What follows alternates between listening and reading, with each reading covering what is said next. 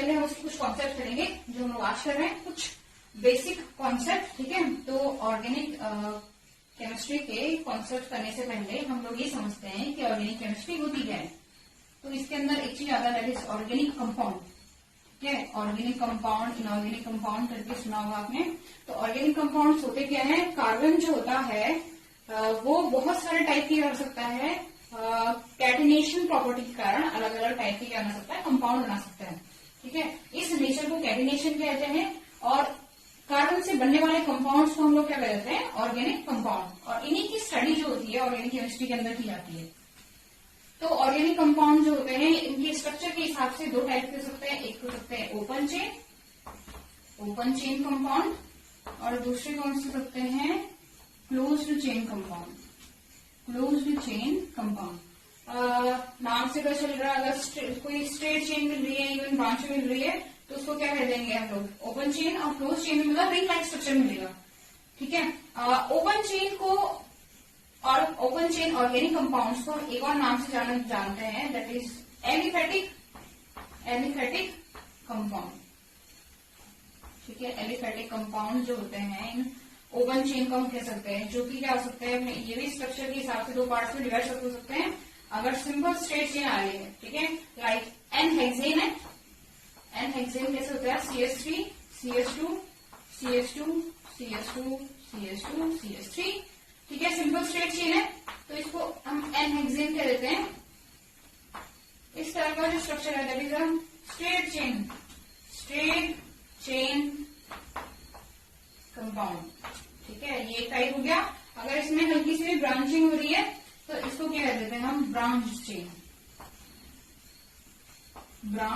Chain, जिस branching हो जाएगी। और इसी स्ट्रक्चर में अगर हम लोग इस CH3 को, ठीक है, यहाँ पे लगा लें वैलेंसी के हिसाब से, कार्बन की वैलेंसी देखते हुए, वो क्या कहलाएगा, ब्रांच चेन कहलाएगा। तो एलिफेटिक कंपाउंड जो होते हैं वो दो टाइप के हो सकते हैं, कौन से, स्ट्रेट चेन, ब्रांच चेन। ये हमारे इंपॉर्टेंट नहीं है, जो याद रखिएगा एलिफेटिक कंपाउंड, बस इसका टर्म याद रखना कि ये किसको कहा जाता है, ऑर्गेनिक जो ऑर्गेनिक कंपाउंड होंगे जो सिंपल स्ट्रेट चेन में रहते हैं, ओपन चेन में रहते हैं, चाहे वो स्ट्रेट हो चाहे ब्रांच हो, उनको एलिफेटिक कंपाउंड कह देते हैं।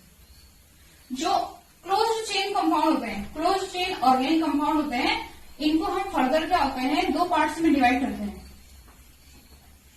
ये किस बेसिस पे करते हैं, दो पार्ट्स में, कि अगर हमारा जो रिंग बन रही है उसमें केवल कार्बन प्रेजेंट है, ठीक है, अगर उसमें केवल कार्बन प्रेजेंट है तो उनको कह देते हैं होमोसाइक्लिक, या इसी को कार्बोसाइक्लिक भी कह देते हैं, कार्बोसाइक्लिक कंपाउंड। ठीक है, जैसे बेंजीन होता है, बेंजीन का फॉर्मूला क्या होता है, C6H6। इस तरह के जो कंपाउंड है इसके अंदर आएंगे जिसमें क्या होगा, ओनली कार्बन होगा। अगर उसमें कार्बन के अलावा किसी भी और अदर पीरियड टेबल कोई भी और एलिमेंट आता है, ठीक है, जैसे इसमें एग्जाम्पल है पायरिडीन का। ठीक है, पायरिडीन का फॉर्मूला क्या होता है, कुछ इस तरह का स्ट्रक्चर होता है उसमें। तो इसमें नाइट्रोजन भी प्रेजेंट है, यहाँ कार्बन है, यहाँ पे कार्बन है, यहाँ पे कार्बन है, कार्बन कार्बन कार्बन, लेकिन कार्बन के अलावा नाइट्रोजन भी रिंग में प्रेजेंट है। तो इस तरह के जो क्लोज चेन कंपाउंड होते हैं उनको क्या कहते हैं, हेटेरोसाइक्लिक कह देते हैं। ठीक है, हेटेरोसाइक्लिक कह देते हैं। क्लियर हुई बात। इस तरह से क्लोज चेन ऑर्गेनिक कंपाउंड दो पार्ट्स में डिवाइड होंगे, होमोसाइक्लिक, हेटेरोसाइक्लिक। होमोसाइक्लिक को एक और नाम से जानते हैं कार्बोसाइक्लिक। ये होमोसाइक्लिक जिनमें केवल कार्बन प्रेजेंट होता है, ये होते हैं दो टाइप्स के आगे। ठीक है, दो पार्ट्स में होते हैं, एक होता है एलिसाइक्लिक और एक होता है एरोमेटिक। इस नाम को ध्यान से याद रखना क्योंकि इसको आप बहुत बार सुनोगे आगे भी। एलिसाइक्लिक क्या होते हैं, ये भी रिंग है, ठीक है, रिंग लाइक स्ट्रक्चर है, लेकिन जो इनकी कैरेक्टर होते हैं वो एलिफेटिक कंपाउंड से ज्यादा मैच करते हैं। किसमें, ये है एलिसाइक्लिक जो होते हैं ये होते हैं रिंग लाइक स्ट्रक्चर, जैसे एरोमेटिक होंगे, ये भी रिंग होंगे, लेकिन इनका जो कैरेक्टर होता है वो किससे ज्यादा मैच करता है, ओपन चेन कंपाउंड से, यानी एलिफेटिक कंपाउंड से इनकी कैरेक्टर क्या होते हैं, ज्यादा मैच करते हैं। फॉर एग्जाम्पल एलिसाइक्लिक का एग्जाम्पल जैसे ये 4 कार्बन है, रिंग है, दैट इज साइक्लोब्यूटेन, या ये हो गया दैट इज साइक्लोहेक्सेन। इस तरह के जो कंपाउंड है रिंग लाइक स्ट्रक्चर, जो कैरेक्टर में एलिफेटिक कंपाउंड से सिमिलैरिटी शो करते हैं। कैरेक्टर में मीन्स रिएक्शन जो होते हैं वो उसमें किधर करते हैं, सब्स्टिट्यूशन रिएक्शन शुरू करते हैं, ठीक है। इवन इनका जो मेल्टिंग और बॉइलिंग पॉइंट का ऑर्डर होता है, बढ़ने का ऑर्डर होता है, उससे इन्हीं से मैच करता है। तो इस तरह के जो ऑर्गेनिक कंपाउंड होते हैं जिनमें रिंग तो मिलती है लेकिन कैरेक्टर किसकी तरह होता है, ऑर्गेनिक कंपाउंड की तरह होता है, इनको एलिसाइक्लिक कंपाउंड कह देते हैं, एलिसाइक्लिक ऑर्गेनिक कंपाउंड कह देते हैं। एरोमेटिक के लिए एक अलग सा कैरेक्टर आता है, इसको बोलते हैं कंजुगेशन, ठीक है, कंजुगेशन। यानी ऐसे कंपाउंड जिनमें कंजुगेशन मिलता है वो एरोमेटिक कहलाएंगे। लेकिन ये कंजुगेशन होता क्या है, इसका मतलब होता है अल्टरनेट सिंगल डबल बॉन्ड, ठीक है, alternate single double bond present होनी चाहिए। जिनमें ये चीज होती है उनमें कंजुगेशन होता है, अब उस कंजुगेशन वाले कंपाउंड्स को एरोमेटिक कह देते हैं, ठीक है। एरोमेटिक कंपाउंड्स क्या होंगे, जिनमें क्या मिलता है, कंजुगेशन मिलता है। सबसे अच्छा एग्जाम्पल जो सबसे कॉमन होता है दैट इज बेंजीन। इसमें 6 कार्बन प्रेजेंट है, ये कुछ इस तरह का इसका स्ट्रक्चर होता है,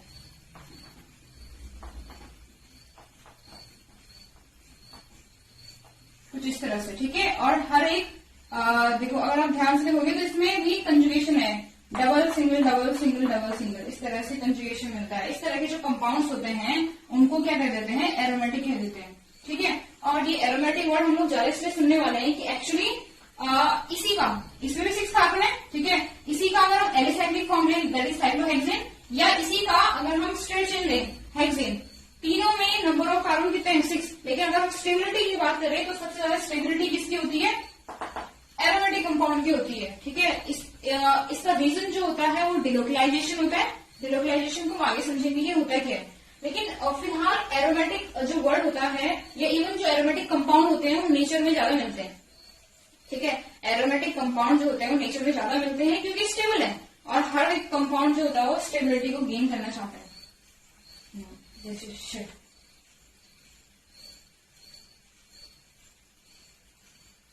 ठीक है, तो एरोमेटिक क्या होते हैं, यहां से स्टार्ट। तो एरोमेटिक जो उनमें conjugation alternate single double bond है, इसका एग्जांपल क्या हो गया, बेंजीन, ठीक है। तो अगर आप इसका स्ट्रक्चर देख पा रहे हैं तो इसमें क्या है, अल्टरनेट सिंगल डबल बॉन्ड है, इसलिए ये एरोमेटिक कहलाएगा, ठीक है। तो हम लोग जो पढ़ने वाले हैं ऑर्गेनिक केमिस्ट्री में ज्यादातर क्या पढ़ेंगे, एलिफेटिक कंपाउंड पढ़ेंगे और एरोमेटिक कंपाउंड पढ़ेंगे, ठीक है। तो अगर बात करते हैं ऑर्गेनिक कंपाउंड्स की तो इसको भी हम फर्दर आगे डिवाइड कर सकते हैं। तो हमारे पास ज्यादातर जो ऑर्गेनिक कंपाउंड होते हैं वो रिलेटेड होते हैं बेंजीन के स्ट्रक्चर से या उसी के डेरिवेटिव्स होते हैं। तो इस तरह के कंपाउंड, इस तरह के एरोमेटिक कंपाउंड जिनमें बेंजीन रिंग प्रेजेंट होती है उनको कह देते हैं बेंजोइड, बेंजोइड कंपाउंड, और जिनमें नहीं होगी उनको कह देते हैं नॉन बेंजोइड, ठीक है। जिनमें एटलीस्ट 1 बेंजीन रिंग होगी उनमें क्या, उनको क्या कहते हैं, बेंजोइड। जैसे फिनॉल हो गया, दैट इज फिनॉल, इसमें एक बेंजीन रिंग है, या टॉल्विन हो गया, CH3 दैट इज टॉल्विन। इसी तरह से ऐसे ही जैसे नेफ्थलीन हो गया, और ऐसे बहुत सारे कंपाउंड जिनमें क्या होगी, एटलीस्ट क्या हो, एक बेंजीन रिंग हो, उनको बेंजोइड्स कह देते हैं। नॉन बेंजोइड्स के अंदर क्या आता है, ऐसे स्ट्रक्चर आएंगे जिनके पास क्या होगी, बेंजीन रिंग नहीं होगी, ठीक है, यानी इनमें किसी और तरह से कंजुगेशन प्रेजेंट होगा। जैसे ये एग्जाम्पल है, इसको कह देते हैं एजुलिन, ठीक है। एजुलिन किसका एग्जाम्पल है, नॉन बेंजोइड का, कि इसमें भी कंजुगेशन प्रेजेंट है लेकिन बेंजीन रिंग नहीं है, तो ये क्या कहलाएगा, एरोमेटिक कंपाउंड कहलाएगा, लेकिन कैसा, नॉन बेंजोइड, ठीक है। तो यहाँ पे ऑर्गेनिक कंपाउंड खत्म होते हैं। इसके बाद ये है कि एरोमेटिसिटी, जिसके लिए हम बोल रहे हैं कि कोई भी कंपाउंड एरोमेटिक कब होगा, हमने क्या बोला कि उसके अंदर कंजुगेशन होना चाहिए, क्या ये कैरेक्टर्स पूरे हैं, तो इसको बताया।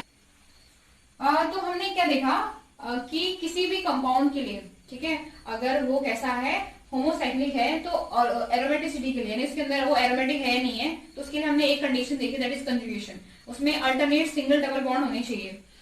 तो क्या एक क्राइटेरिया काफी है, ठीक है, किसी भी कंपाउंड को एरोमेटिक दिखाने के लिए, ये हम अगला करने वाले हैं। तो जैसे हम ले रहे हैं ये कंपाउंड, इसमें है 2 डबल बॉन्ड, ये कौन है, साइक्लो 1,4-ब्यूटाडाइन, ठीक है। तो इसके अंदर अगर हम देखें कंजुगेशन है तो है डबल सिंगल है, लेकिन एक्चुअली ये एरोमेटिक नहीं होगा, ठीक है। तो यानी ये क्राइटेरिया कि जस्ट उसके अंदर सिंगल डबल बॉन्ड हो काफी नहीं है, ठीक है, किसी भी कंपाउंड को, ऑर्गेनिक कंपाउंड को बताने के लिए कि वो एरोमेटिक है। तो यहां से एक थ्योरी आ गई है HMO थ्योरी, यानी हकल मॉलिक्यूलर ऑर्बिटल थ्योरी, ठीक है। ये थ्योरी थी साइक्लिक कंजुगेट मॉलिक्यूल्स के लिए, ठीक है, साइक्लिक कंजुगेट मॉलिक्यूल्स की aromaticity, even anti aromaticity, non aromaticity को बताने के लिए थ्योरी दी गई। लेकिन हम यहाँ से इस थ्योरी का यूज करके किसी भी कंपाउंड को एरोमेटिक बताएंगे कि वो है या नहीं है, ठीक है। तो इस थ्योरी को हमें पढ़ना नहीं है, बल्कि हमें इसके कुछ क्राइटेरिया को लेना है। किस चीज के लिए? कि एरोमेटिसिटी के लिए, ठीक है। तो कौन कौन से क्राइटेरिया हैं किस चीज के लिए? एरोमेटिसिटी के लिए। तो हकल ने 3 बातें बोली कि कोई भी ऑर्गेनिक कंपाउंड कब एरोमेटिक होगा, ठीक है। तो पहले तो उन्होंने कहा कि वो कैसा होना चाहिए? मोनोसाइक्लिक होना चाहिए, मोनोसाइक्लिक कंजुगेटेड साइक्लिक स्ट्रक्चर होना चाहिए, मोनोसाइक्लिक कंजुगेटेड ऑर्गेनिक कंपाउंड होना चाहिए, ठीक है। ये पहली बात थी। मोनोसाइक्लिक मतलब क्या होगी कि स्ट्रिंग जो होनी चाहिए वो केवल एक होनी चाहिए, कंजुगेशन में होनी चाहिए, और साथ में ऑर्गेनिक कंपाउंड यानी सारे कार्बन के वो होने चाहिए मॉलिक्यूल उसके हर साइड में। दूसरा ये कहा उन्होंने कि स्ट्रक्चर जो होना चाहिए वो प्लेनर होना चाहिए।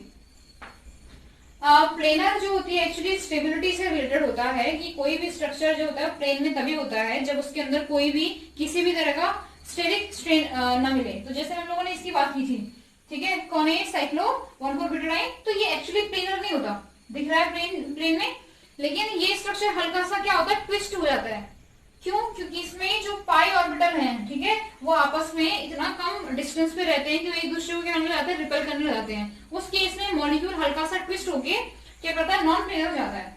तो दूसरा कैरेक्टर के हिसाब से इसलिए ये क्या होता है? एरोमेटिक नहीं होता। किसके हिसाब से? क्योंकि प्लेनर नहीं है। तो हकल का दूसरा क्राइटेरिया क्या था? प्लेनर।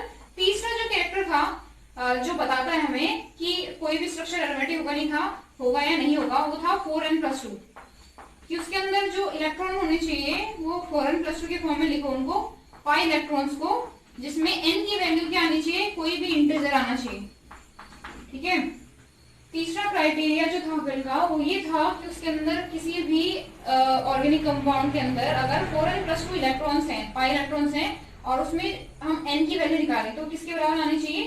0, 1, 2, 3 या सो ऑन, कुल मिला के इंटीजर्स आने चाहिए, ठीक है।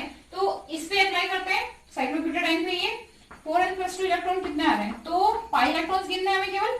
हर एक पाई बॉन्ड में 2 इलेक्ट्रॉन होते हैं, तो 2 और 2 4 इलेक्ट्रॉन है। तो यहाँ पे जो n आ रहा है वो आ रहा है लगभग नहीं 1/2 आ रहा है। ये इंटीजर है नहीं, तो उसके हिसाब से तीसरे क्राइटेरिया के हिसाब से भी ये एरोमेटिक नहीं होता। यही क्राइटेरिया अगर हम बेंजीन में लगाएं, कितने हो रहे इसके अंदर? 4n+2 आ रहा है 6, 4n आएगा 4, तो n इसका कितना आ रहा है? 1, तो इंटीजर आ रहा है इसलिए एरोमेटिक है।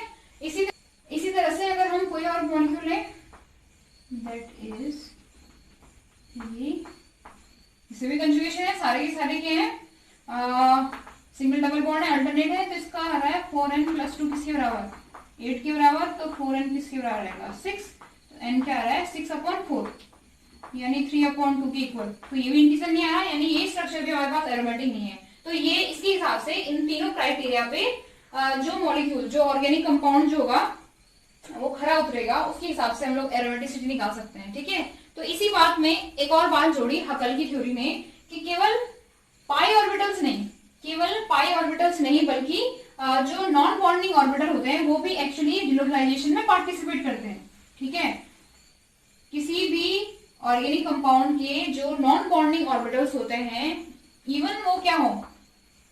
नॉन बॉन्डिंग ऑर्बिटल्स, चाहे वो क्या हो? एम्प्टी हो, ठीक है, चाहे कंप्लीटली फिल्ड हो, बस यही कंडीशन लगती है उसमें कि या तो पूरे भरे हो या पूरे खाली हो, यानी अनपेयर कंडीशन में, अनपेयर इलेक्ट्रॉन अगर उनमें प्रेजेंट है ऑर्बिटल्स के अंदर, तो उस केस में वो इस क्राइटेरिया में नहीं उतरते, ठीक है। तो ये बात उन्होंने ऐड की थी हकल मॉलिक्यूलर ऑर्बिटल थ्योरी ने कि जो लेवल होना चाहिए ऑर्बिटल्स का, अगर वो नॉन बॉन्डिंग कंडीशन में और वो कंप्लीटली फिल्ड है या एम्प्टी है, तो उस केस में वो डिलोकलाइजेशन में पार्टिसिपेट करते हैं, ठीक है। कुछ मतलब इलेक्ट्रॉन्स को घुमाने में, किसके अंदर, रिंग के अंदर इलेक्ट्रॉन्स को घुमाने में पार्टिसिपेट करते हैं, यानी एरोमेटिसिटी के लिए उनको भी काउंट किया जाएगा। ठीक है, फॉर एग्जाम्पल हमारे पास ये कैटायन है, ठीक है, किसका, साइक्लो प्रोपीन का कैटायन है इस टाइम पे। तो अगर हम इसका एरोमेटिसिटी पहले तो देखेंगे कि मोनोसाइक्लिक है, दैट इज ओके, कंजुगेशन में है, तो ध्यान से देखना, इसमें हमें दो सिंगल दिख रहा है और ये डबल दिख रहा है, तो उसके हिसाब से नहीं होना चाहिए। लेकिन क्योंकि इस पे यहाँ पे नॉन बॉन्डिंग ऑर्बिटल है जो कि इस टाइम पे खाली पड़ा हुआ है, ये जो प्लस है इसका मतलब क्या हुआ है, यहाँ से क्या हुआ है, कुछ इलेक्ट्रॉन निकले, वो इलेक्ट्रॉन जो निकले हैं वो ऑर्बिटल अब खाली होगा, दैट इज इम्पर्टी। कौन सा ऑर्बिटल, नॉन बॉन्डिंग ऑर्बिटल। ठीक है, यही ऑर्बिटल जो होगा, जो यहाँ पे पॉजिटिव दिख रहा है, जो वैकेंट है इस टाइम पे, ये नॉन बॉन्डिंग ऑर्बिटल कहलाएगा और ये यहाँ डिलोकलाइजेशन में पार्टिसिपेट करेगा। ठीक है, तो इसकी अगर रेजोनेटिंग स्ट्रक्चर बनाएंगे तो कुछ ऐसे बनते हैं। अगर ये बॉन्ड यहाँ मूव करता है, इससे इस वाले पार्ट में जा रहा है, तो ये वैसे जाएगा और ये पॉजिटिव यहाँ जाएगा। ठीक है, तो दैट इज डिलोकलाइजेशन। रेजोनेंस का ही क्या होता है, रेजोनेंस का ही पार्ट तो है ये कि एक्चुअली जो पॉजिटिव चार्ज है वो घूम सकता है, किसके साथ, पाई इलेक्ट्रॉन के साथ। तो इसलिए ये ऑर्बिटल यानी नॉन बॉन्डिंग इम्पुटी ऑर्बिटल यहाँ पार्टिसिपेट कर रहा है किस चीज में, डिलोकलाइजेशन में, यानी इसको हम लोग ये कंजुगेशन को तो फॉलो कर रहा है, प्लेनर होता है। अब हम इसको ये देखेंगे, ये 4n+2 को फॉलो कर रहा नहीं कर रहा है। पाई इलेक्ट्रॉन्स कितने हैं इसमें, 2, खाली है 0 होंगे, यानी टोटल जो पाई इलेक्ट्रॉन्स है वो 2 हैं। तो हमारे पास यहाँ 4n = क्या आया, 0, n भी क्या आ रहा है, 0, यानी एक्चुअली जो ये स्ट्रक्चर होता है एरोमेटिक होता है। ठीक है, बात क्लियर हुई। इसलिए ये जो स्ट्रक्चर होता है वो एरोमेटिक होता है। क्यों, क्योंकि यहाँ पे जो एक नॉन बॉन्डिंग ऑर्बिटल प्रेजेंट है इस वाले कार्बन पे, वो डिलोकलाइजेशन करा दे रहा है, जो कि अगर ये नहीं होता उस केस में ये एरोमेटिक नहीं होना था, क्योंकि 2 सिंगल बॉन्ड लगातार आ रहे हैं तो कंजुगेशन था ही नहीं। लेकिन नॉन बॉन्डिंग की वजह से वो ऑर्बिटल, वो बॉन्ड जो है वो कंजुगेशन में आ जा रहे हैं, इसलिए हमें क्या मिल रहे हैं, इसके और भी रेजोनेटिंग स्ट्रक्चर मिल जाएंगे। ठीक है, बात समझ में आई। तो इस तरह से कई ऐसे स्ट्रक्चर होते हैं जो एरोमेटिक होते हैं, किसकी वजह से, नॉन बॉन्डिंग की वजह से। इसका एक और एग्जांपल लेते हैं, उसका नाम है ट्रोपैलियम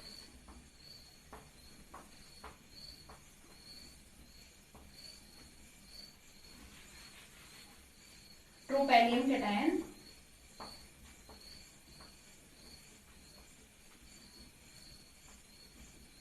और यहाँ पे इस पे पॉजिटिव चार्ज रहता है क्योंकि ये कैटायनिक फॉर्म है, ये बॉन्ड है और ये डबल बॉन्ड है। ठीक है, तो इसमें ध्यान से देखिए, यहाँ तक तो लगातार कंजुगेशन है, यहाँ पे 2 सिंगल आ रहे थे, लेकिन क्योंकि बीच में क्या है, नॉन बॉन्डिंग इम्पुटी ऑर्बिटल है, तो इस वजह से यहाँ कंजुगेशन है, क्लियर है। अब 4n+2 लगा के देख लीजिए, 6 है, तो 4n = क्या आएगा, 4, तो n = क्या आ रहा है, 1। ये स्ट्रक्चर भी जो ट्रोपैलियम कैटायन है, ये क्या होता है, एरोमेटिक होता है। ठीक है, अगर हम यहाँ पे कैटायन की जगह पे इसको एज एनायन लेते तो भी ये प्लेनर है कंजुगेशन में, लेकिन ये 4n+2 को फॉलो नहीं कर रहा। फिर 4n+2 = क्या जाएगा, 8, 4n = क्या जाएगा, 6, तो n = क्या आ रहा है, 6/4, यानी 3/2 आ रहा है, इंटीजर नहीं आ रहा। उस केस में ये क्या है, एरोमेटिक नहीं है, लेकिन कंजुगेशन इसमें अभी भी पॉसिबल है। क्यों पॉसिबल है, क्योंकि हमारे पास जहाँ पे 2 सिंगल बॉन्ड आ रहे हैं वहां पे एक नॉन बॉन्डिंग ऑर्बिटल मिल रहा है, जो कि इस टाइम पे फील्ड है। कुल मिला के हकल की मॉलिक्यूलर ऑर्बिटल थ्योरी के 4 पॉइंट है मेन। साइक्लिक होना चाहिए, मोनोसाइक्लिक होना चाहिए, कंजुगेशन में होना चाहिए, हमारे पास स्ट्रक्चर जो होना चाहिए वो प्लेनर होना चाहिए, इसके अंदर जो पाई इलेक्ट्रॉन होनी चाहिए वो 4n+2 के फॉर्म में रखें, तो n जो होना चाहिए हमारा इंटीजर आना चाहिए। ठीक है, फोर्थ है कि जो नॉन बॉन्डिंग ऑर्बिटल होते हैं, चाहे वो फील्ड हो चाहे वो इम्पुटी हो, क्या कर रहे हो, पार्टिसिपेट कर रहे हो किसमें, डिलोकलाइजेशन में। ठीक है, तो इस तरह से 4 पॉइंट हैं जो हमें बताते हैं कि एरोमेटिक कंपाउंड कब होगा। तो ये एरोमेटिक इंपॉर्टेंट इसलिए है क्योंकि हम लोग जितने भी रिएक्शन देखेंगे ऑर्गेनिक में, वो 2 पार्ट्स में डिवाइड होती है, एलिफेटिक के फॉर्म में, यानी चेन किस तरह से क्या करेगा, चेन ऑर्गेनिक कंपाउंड किस तरह से रिएक्शन करेंगे। दूसरा होगा कि एरोमेटिक जो होते हैं और एरोमेटिक कंपाउंड वो किस तरह से उसी रिएक्शन को कैसे करते हैं। ठीक है, इसलिए ये इंपॉर्टेंट था। तो ये यहाँ पे खत्म होता है। अगला है फिशन, बॉन्ड किस तरह से ब्रेक होते हैं।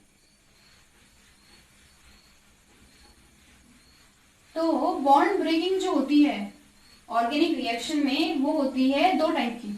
ठीक है, तो इसको कह देते हैं बॉन्ड फिशन, बॉन्ड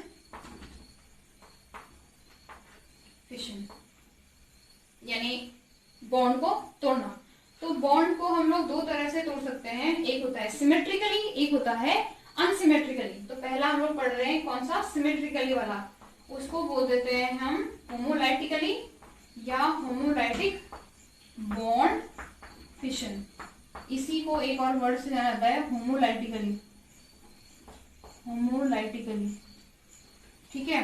तो होमोलाइटिकली में होता यह है कि माना कोई ए और बी एलिमेंट है, ठीक है, इनके बीच में कोवेलेंट बॉन्ड है, कोवेलेंट की ही बात करेंगे हम यहाँ, ठीक है। क्यों करेंगे, क्योंकि हम लोग ऑर्गेनिक केमिस्ट्री पढ़ रहे हैं और यहाँ हमारे पास कार्बन से रिलेटेड कंपाउंड होते हैं और कार्बन के ज्यादातर बॉन्ड जो होते हैं वो कोवेलेंट नेचर के होते हैं, ठीक है। तो हमारे पास कोई एक बॉन्ड है ए और बी के बीच में, हर एक बॉन्ड के अंदर कितने इलेक्ट्रॉन होते हैं, 2।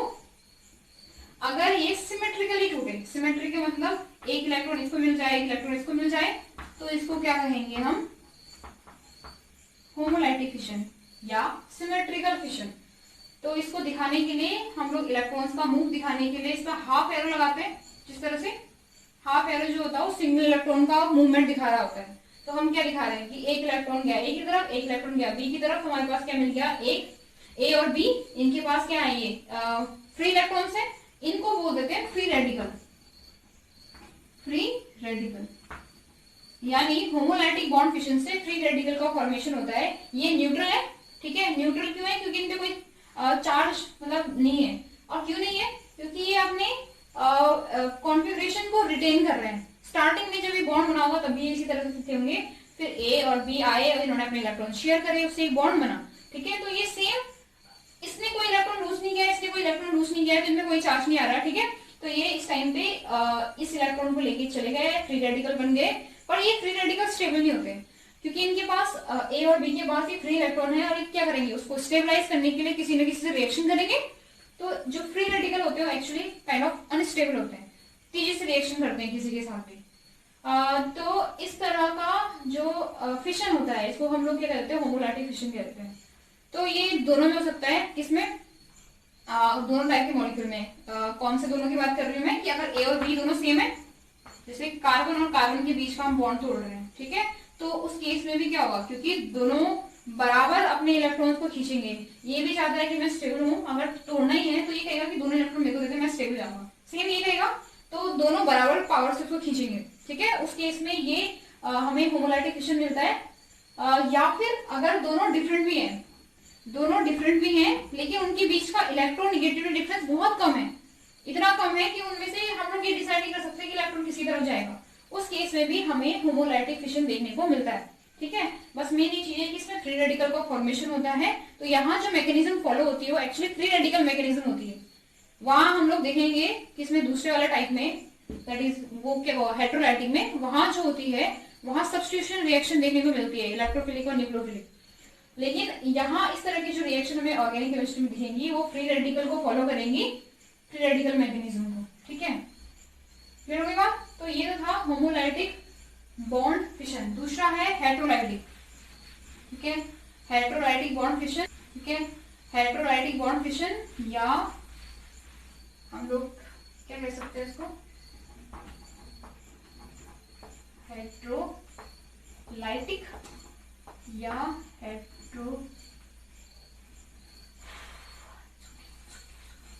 तो जो दूसरा है, दूसरा क्या होगा हमारा, हेटेरोलाइटिक बॉन्ड फिशन, या इसको हम लोग कह देते हैं हेटेरोलाइसिस, हेटेरोलाइसिस।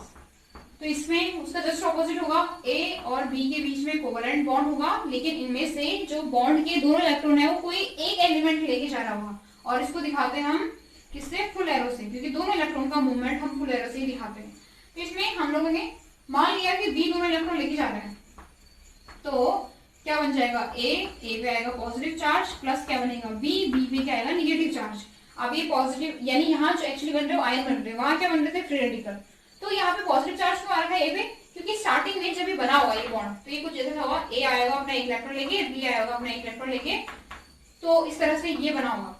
अभी यहाँ पे क्या हुआ है, क्योंकि इसने अपना जो एक इलेक्ट्रॉन था वो भी लूज कर दिया, इसलिए इसमें क्या आ रहा है पॉजिटिव चार्ज, जबकि बी ने ये इलेक्ट्रॉन गेन किया है, तो इसमें क्या आ रहा है नेगेटिव चार्ज, ठीक है। तो ए जो होता है वो इसमें हेटेरोलाइटिक में ए बन रहा है कैटाइन, बी बन रहा है एनाइन, यानी इस तरह के रिएक्शन में जहां पे हमें हेटेरोलाइटिक बॉन्ड फिशन देखने को मिलता है, हमारे पास दोनों टाइप के आयन क्या होते हैं, फॉर्म होते हैं, कैटायन और एनायन। तो यहाँ जो मैकेनिज्म होगी वो इनके बेसिस पे होगी, जो हम लोग आगे चल के पढ़ेंगे, दैट इज इलेक्ट्रोफिलिक्स और न्यूक्लियोफिलिक वाला। पर फिलहाल ये देखिए कि हेटेरोलाइटिक बॉन्ड फिशन का जो रिजल्ट आता है वो आयन का फॉर्मेशन होता है, और इस तरह के रिएक्शन को जहां ये देखने को मिलेगा आयनिक या पोलर रिएक्शन कह देते हैं, आयनिक या पोलर रिएक्शन कहते हैं। ठीक है, बात क्लियर हुई? तो हेटेरोलाइटिक बॉन्ड फिशन का रिजल्ट इस तरह से रहता है, आयंस का फॉर्मेशन होना। ठीक है, तो रीजन क्या होता है इसका कि ये हो क्यों रहा है? तो होता ये है कि जो हमारे पास ये स्ट्रक्चर है इस टाइम पे जिसकी बॉन्ड की हम बात कर रहे हैं, अगर उसके अराउंड दोनों जो एलिमेंट है उनके बीच में इलेक्ट्रोनिगेटिविटी डिफरेंस बहुत ज्यादा हो, यानी कह सकते हैं इस केस में कि बी बहुत ज्यादा इलेक्ट्रोनिगेटिव है और ए बहुत कम है, तो बी क्या करेगा, इलेक्ट्रॉन को अपनी साइड ज्यादा खींच लेगा क्योंकि वो ज्यादा इलेक्ट्रोनिगेटिव है, तो वो ज्यादा इनको अट्रैक्ट करेगा, उससे बी पे क्या आएगा, माइनस चार्ज आएगा, और ए पे क्या आएगा, प्लस चार्ज आएगा। ठीक है, बात समझ में आई? तो इसका रीजन होता है हेटेरोलाइटिक फिशन का रीजन जो होता है वो जनरली ये होता है कि हमारे पास क्या होने चाहिए, दो ऐसे एलिमेंट के बीच का बॉन्ड की बात कर रहे हो हम जिनमें इलेक्ट्रोनिगेटिव डिफरेंस बहुत ज्यादा हो। ठीक है, ये तो ये रीजन हो सकता है। दूसरा रीजन ये होता है कि अगर दोनों सेम है लेकिन उनपे जो ग्रुप लगे हुए हैं या एलिमेंट लगे हुए हैं, जैसे मैं इसकी बात करती हूँ, इस पे Cl Cl Cl लगा हुआ है, इस पे H और H और H लगा है, तो हम जानते हैं कि Cl मोर इलेक्ट्रोनिगेटिव है, तो वो क्या करेगा, कार्बन से इलेक्ट्रॉन मांग रहा होगा, कार्बन से इलेक्ट्रॉन मांग रहा होगा, तो इसकी कार्बन को चाहिए कि उस पे इलेक्ट्रॉन की डेंसिटी हाई हो तभी तो उसको देगा, तो उस केस में इस बॉन्ड की स्ट्रेंथ जो होती है इस साइड इधर को होती है। ठीक है, तो ये बॉन्ड अगर ब्रेक होगा तो इस पे नेगेटिव चार्ज आएगा, इस पे पॉजिटिव चार्ज आएगा। तो दो रीजन है, अगर सिमेट्रिक स्ट्रक्चर है, सिमेट्रिक एलिमेंट्स के बीच का बॉन्ड है, तो वो केवल तब हेटेरोलाइटिकली टूटेगा जब एक ग्रुप पे क्या हो, इलेक्ट्रोनिगेटिव क्या हो, एलिमेंट या ग्रुप जुड़े हो, जिसके कारण उसको क्या करनी पड़ेगी, अपनी इलेक्ट्रॉन की डेंसिटी बढ़ानी पड़ेगी इस वजह से। या फिर दूसरा रीजन क्या था, वही इलेक्ट्रोनिगेटिव डिफरेंस क्या हो, बहुत हाई हो, उस केस में जो बॉन्ड टूटेगा वो कैसे टूटेगा, हेटेरोलाइटिकली, और हमारे पास दो टाइप के कैटायन बनेंगे, दो टाइप के आयंस बनेंगे, दैट इज कैटायन और एनायन। इस तरह की रिएक्शन जो होती है वो हमें केवल सॉल्यूशन में देखने को मिलती है मोस्टली, इस तरह की रिएक्शन हमें सॉल्यूशन के अंदर देखने को मिलती है। और ऐसा क्यों होता है, तो देखिए जब हम लोग इसको इस तरह के बॉन्ड को ब्रेक कर रहे होंगे तो सारा का सारा चार्ज जो होगा, इलेक्ट्रॉन की डेंसिटी आ रही है बी की तरफ आ रही है बॉन्ड की, तो हमें इसमें एक्स्ट्रा एनर्जी देनी पड़ती है। ठीक है, इस रिएक्शन को करने के लिए एनर्जी देनी पड़ती है, जो बाद में आयंस का क्या होगा, सॉल्वेशन होता है, सॉल्वेशन यानी सॉल्वेंट के साथ रिएक्शन करते हैं, उसमें हीट निकलती है, तो इस सॉल्वेशन में जो हीट निकलती है ये हीट जाती है इस रिएक्शन को करने में। ठीक है, यानी ओवरऑल रिएक्शन बैलेंस होनी चाहिए ना, टोटल एनर्जी यहाँ इक्वल होनी चाहिए, तो इस तरह की जो एनर्जी निकलती है इस आयंस को सॉल्वेशन करने पे, वो ए और बी के बॉन्ड को ब्रेक करने में क्या करता है, हेल्प करता है, यानी इस तरह से रिएक्शन चलती रहती है आगे। तो इसलिए जो हमें हेटेरोलाइटिक बॉन्ड फिशन देखने को मिलेगा वो सॉल्यूशन में ज्यादा देखने को मिलेगा। ठीक है, सॉल्यूशन के अंदर जितने रिएक्शन होती है उनमें ये हेटेरोलाइटिक बॉन्ड फिशन मिलता है। ठीक है, क्लियर हुई बात? तो बॉन्ड फिशन यहाँ पे खत्म होता है।